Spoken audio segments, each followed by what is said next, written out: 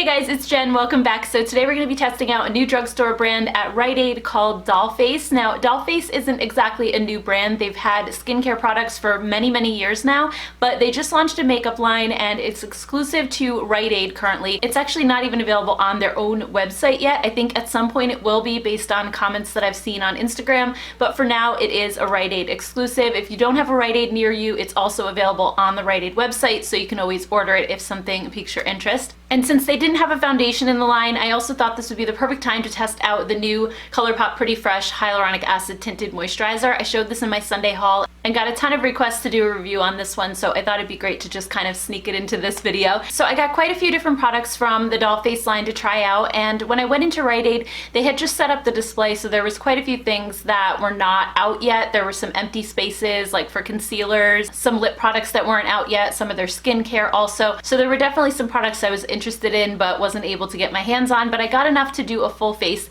And I would say price-wise, this is sort of in between drugstore and more high-end. It reminds me a little bit of Pixie Beauty as far as the products go. The 12-pan eyeshadow palettes, for example, are around like $16. You have a blush trio that's $12, a mascara that's $10, and these prices are actually a discounted price that's on the Rite Aid website, and I'm not really quite sure what it means, but it says regular price is one thing, and then it says members only price, and it shows it a little bit lower. So I'm giving you guys the members only price. The actual prices were more. For example, like the eyeshadow palette said regularly $20 and that the members only price was $16. I'm not a member of Rite Aid or anything like that, so I went ahead and put it into my shopping cart and then pretended to check out, and it didn't change the price at all. So I don't know what they mean by members only, or if that just means that because it's at Rite Aid it's cheaper. I'm not quite sure, but it doesn't seem like you need to do anything to get the discounted price. I almost wonder if maybe it's on sale or something. I don't know. But anyway, I did test everything out the other day. I was planning to film this video the other day and everything sort of fell a little flat for me. I was having some issues, especially with the primer and the tinted moisturizer.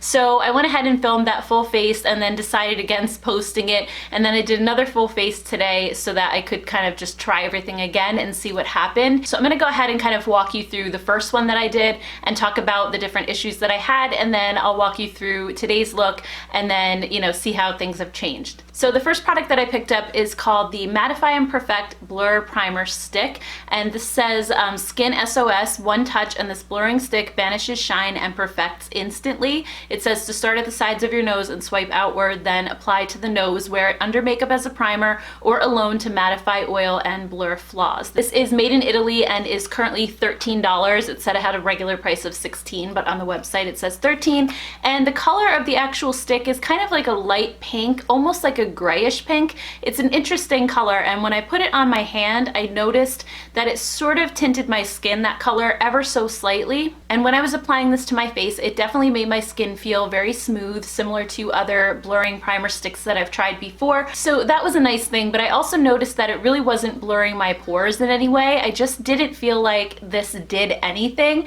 other than make my skin feel a little bit smoother. And because I have dry skin, I can't even really speak to the mattifying aspects of it because my skin kind of looks matte all the time anyway. So if you're oily, maybe this would be something that would work a little bit better for you, at least in that way. But the main reason that I got this was for the blurring, and I really didn't feel like it did that. They did have some other primers in a tube, like regular traditional ones, that I kind of feel like I probably should have gotten instead of this because I was kind of really disappointed in the way this one performed. So next up, I applied the Pretty Fresh Tinted Moisturizer from Colourpop. I have it in the shade Fair 3W, and this claims to be a hydrating, oil-free tinted moisturizer with lightweight coverage that evens skin tone and leaves your skin looking fresh and healthy, formulated with hyaluronic acid and coconut water to support skin's hydration without adding oil. This tinted moisturizer works for all skin types and makeup styles. Just customize your routine to create your own look. So I was really excited about this because even though I'm not normally a fan of hyaluronic acid in products, especially when it comes to skincare, for some reason I feel like it almost dries me out a little bit more. There's a Neutrogena hyaluronic acid skin tint that I really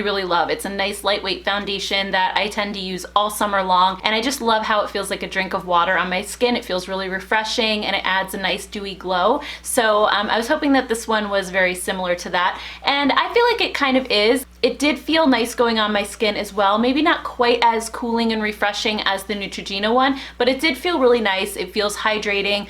This color is a little bit too yellow for me, but I didn't really see a good neutral color in the lighter shades. So this one looked like it was the least yellow according to the swatches on the website. Normally I wouldn't use a warm tone foundation, but I mean, once it blends in, it looks fine. It's really, really sheer. And I honestly wasn't expecting this to cover much, and it really doesn't. You can build it up. I ended up adding a second layer to my cheeks just to try to hide my sunspots a little bit more, but they didn't completely disappear. So I did go in and add some concealer, and I used the JOA Dark Circle Concealer, which is one of my favorites. I had to put this basically under my eyes, around my nose, on top of my nose, and then a little bit on my cheeks, just to hide what the Tinted Moisturizer didn't cover. But that is completely expected with the Tinted Moisturizer. And I think that the reason why I like these is because I don't need full coverage everywhere. My trouble spots really are just my cheek area and then my nose. I always get redness on the top of my nose and then on the sides right here. But other than that, I don't want a lot of coverage on my face. So using a full coverage foundation all over usually just kind of feels like a mask to me, especially now that I'm over 40.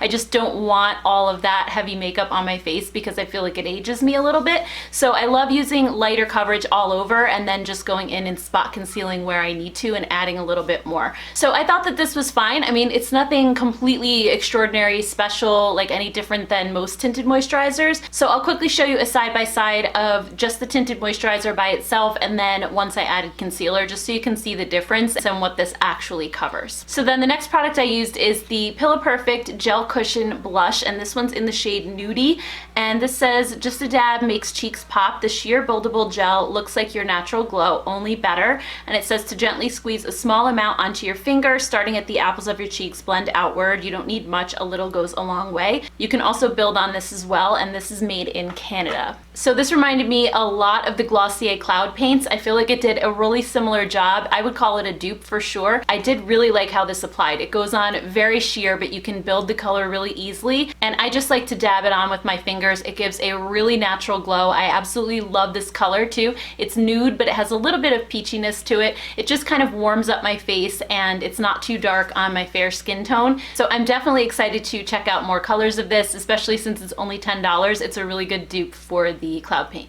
So next up for eyeshadow, I'm using this palette called Sirens and Sequins. It's a 12 shade eyeshadow palette, and this one says everything's coming up rosy, 12 naturally blushing eyeshadows that range from pinky nudes to soft and rosy plums. These totally gorgeous, soft, blendable, and powerfully pigmented shadows create a warm, natural pinky glow. So this one is also made in Italy, and looking at the packaging is that there's not a lot of matte shades in here. You really only have one true matte, and then the rest are either shimmer or they're one of those matte shades that has the little tiny micro glitter that really once you apply it to your eyes you don't see the glitter. But the shimmer shades are also subtle enough that if you're not packing them onto your lid and you're blending them out with a brush, they really don't look like shimmer shades once you apply them. So these are really versatile in that way. You can also wet these shadows to create a little bit more intensity too, if that's something that you're looking for, or you can just leave them as is, and I think they're a great kind of smoothing formula if you have more textured eyelids. So for the first look, I did use one of the shimmery shades for my crease, and I used the shade Rita. This one's a warm rosy brown shade, and I was really surprised at the pigmentation.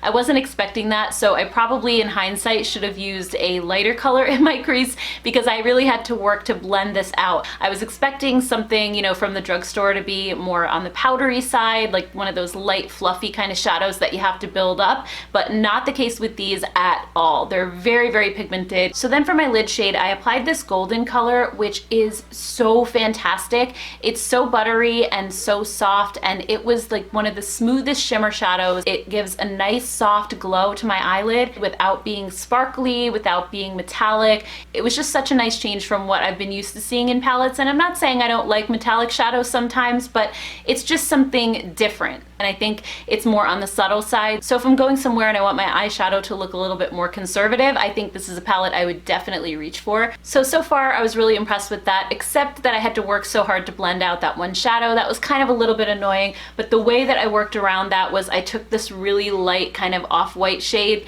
and taking it on a fluffy brush and just kind of blending away the harsh edges as much as I could, and that actually really worked because these are so pigmented. So then the last product I applied that day was this mascara, and it's called my One and Only. It says it's a 5-in-1 mascara for length, volume, define, curl, and lift. and this one is also $10.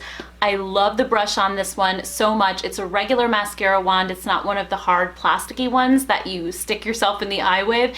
And I love how small the brush is. You can get right up close to your lash line, and it's also tapered, so it's very skinny at the end. I love that because I find that I don't get mascara everywhere. This is a really wet formula. It applies very easily. It's not one of those drier ones that clumps up right away. So I was able to comb through my lashes really nicely, and I do love the way it came out. I don't think it gave me the biggest lashes that I've gotten out of a mascara, but it comes pretty darn close, and I think maybe as it starts to dry out, it'll give me even better results.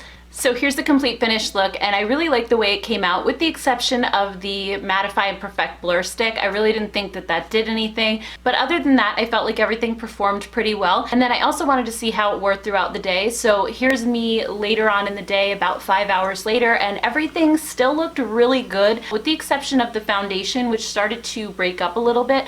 So I wasn't sure if that was the blur stick that was the problem, because I really didn't like the way that that sat on my skin either. So that was the main reason why I decided to do another look a different day, because I really wanted to give this tinted moisturizer a fair shot. I felt like putting it over a primer that I wasn't crazy about wasn't really fair to this. So for the look that I'm wearing today, I applied my Coats Face Natural Tinted SPF 40. This is something that I apply every single day, so I thought that that was a much better way to test the Pretty Fresh foundation. So this does have a slight tint to it, but it doesn't really add coverage. The tint just helps the mineral sunscreen to not have a white cast, but it doesn't really add any coverage to my skin. It just smooths everything out, and I love using this one as a base. And then again, I applied the Pretty Fresh on top of it. I felt like it went on over this a lot better. I just felt like it laid on top of my skin so much better and just looked smoother overall. It didn't look quite as patchy as it did over the blur stick. I did still have to add a little concealer to it, but I felt like I didn't have to add quite as much. So I think just overall my skin looked smoother and better. So here's just another side by side of the tinted moisturizer by itself, and then with the concealer. And then for cheeks, since I used the gel color the first time, I decided to use this cheek palette right here. This one's called Retro Rouge Matte Powder Blush Trio, and this is in the shade Grace. And according to the website, this says, "Three's a charm. Sweep this micronized velvety powder over cheeks for a soft and natural matte finish. The three complementary shades can be used individually or blended to create your own best personal shade." And this one is also made in Italy. So here's a look at some swatches of all three colors. I just love these. I thought it was the most natural looking of the ones that they had, but they did have this in other shades. They had one that was more purpley and one that was more peachy toned. They also had highlighting palettes and contour palettes as well. So they did really have a pretty big range at the store, but I don't really highlight or contour that often, so I just decided to pick up the blush instead. So for the look, I'm using this shade right in the center,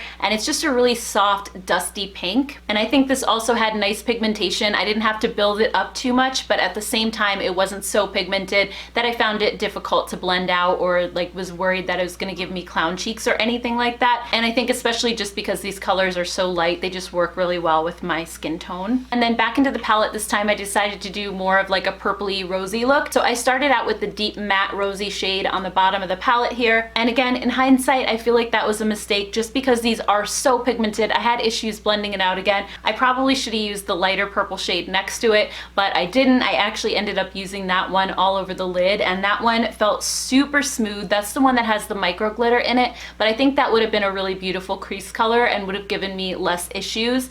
And then I went in with this kind of metallic rose gold shade and applied that to my lid. And again, it doesn't really look like it's making that much of an impact on camera. It's not super metallic or shimmery, but in person, it just looks so soft and beautiful, and it just gives a really nice sheen to your eyelids. So I just thought it was really pretty. And then I used the mascara again, which I'm liking more and more the more often that I use it. I think it's great. It also didn't smudge on me the other day, so I was really happy about that as well. And then here's the finished eye look. This one I feel like also came out really pretty. It's just a really soft and natural look. I guess minus that really dark color that I used in my crease. But for next time, I think I'll just go a little bit softer with it. And then for lips, I didn't use this in the first look just because I didn't feel like it would go with that look as much, but this one is the Velvet Hug Luxe Matte Lipstick. And this one is in the shade Love Love. They did have a lot of really beautiful shades. I just kind of picked one at random, and it says, "Did you know that matte lipstick was created in the 40s for movie stars to wear instantly on camera to avoid any reflections? This plush, pigment-loaded color won't budge. Creamy soft formula provides matte yet moist coverage that leaves the lips soft and smooth." This one is also made in in Italy. So one thing that I thought was interesting about this lipstick is that it has a really scooped bullet. So when you're putting it on your lips, it really does feel like it's hugging your lips. So I don't know if that's where the name came from, but it feels so creamy. I was expecting more of a drier matte formula, but it actually gave my lips a little bit of shine when I applied it. And even dried down, I think it's more of a satin finish versus a flat matte. It looks really nice on the lips. It feels super comfortable. I've been wearing this now for about 3 hours because I applied it much earlier than I ended up filming the video. I had to go get my son and do a whole bunch of stuff in between. I was expecting to film right after I applied everything, but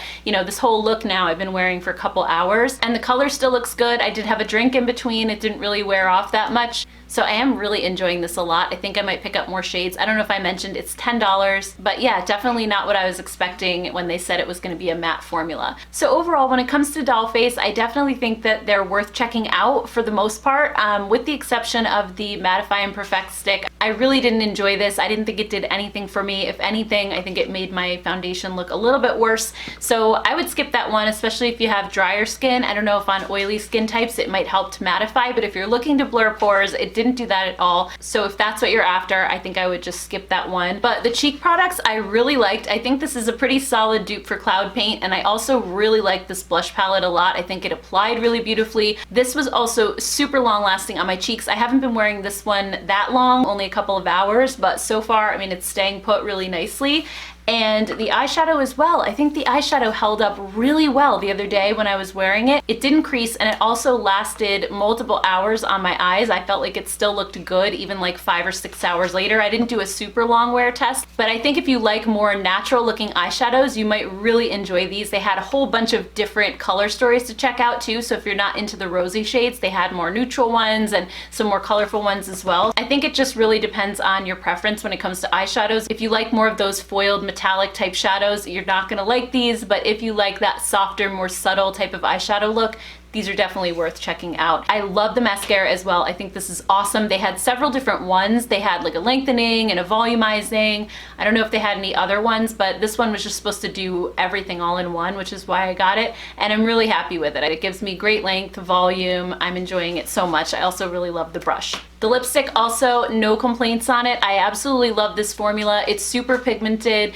feels comfortable all day, lasts a long time, so I love that. And then the Pretty Fresh Tinted Moisturizer, I would say it's okay. It's a tinted moisturizer. I don't really see anything super groundbreaking about it. I do think I prefer the Neutrogena one just slightly more than this one. I think my one complaint that I didn't even mention about this earlier is that it feels tacky throughout the day. Like even touching my face now, it still feels just like a little bit sticky, like it never completely dries down. And I have really dry skin, so somebody who's more oily may really not like that about this. I know it's supposed to give you that really dewy, fresh, hydrated look, so it definitely does that. I think it's just more of a personal preference thing for me. I don't like a matte foundation that completely dries down, but this one is just like a little bit sticky. So it's kind of the opposite end of the spectrum. I like something that's more in the middle, that gives like more of a dewy, kind of satiny type finish without being overly shiny or without being flat matte either. So I think that one's just okay.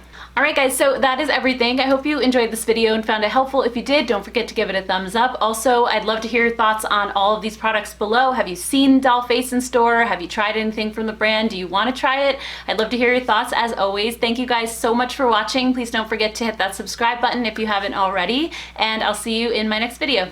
Bye guys!